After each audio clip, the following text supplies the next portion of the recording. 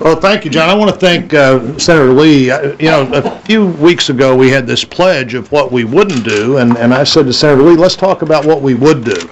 And he came up with this idea that's legislation that I'm pleased to co-sponsor with he and now 36 other Republicans in the Senate. And what does it do? It cuts non-defense discretionary spending back to late 2005 FY06 levels, lets us reprioritize within that to 2011 needs. It caps some categories of the budget, develops and caps categories of the budget for 10 years, and during that 10 years, the balanced budget amendment would have time to be ratified and phase into where we get a balanced budget. As somebody said, what if we'd have done this 15 years ago? We wouldn't be facing this today. One vote in the Senate 15 years ago would have allowed the balanced budget amendment to go to the states, and all of them but one have a balanced budget amendment.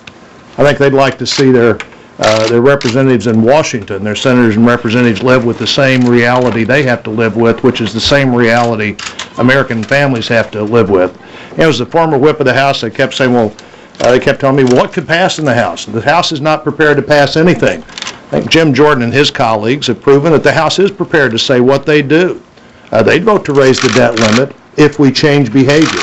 And cut, cap, and balance is the best way to change behavior, and it's the only plan there. I just spoke on the floor, and one of my good friends on the other side who spoke before me talked about what we should be talking about today, which was overall tax reform. I don't believe the Senate's reported that bill out of committee. This is not about what we ought to be talking about. This is not about the plans that people don't have. This is about the plans that people do have. And the House has passed it, and the Senate should follow suit, and it would go a long way toward the map that solves this problem.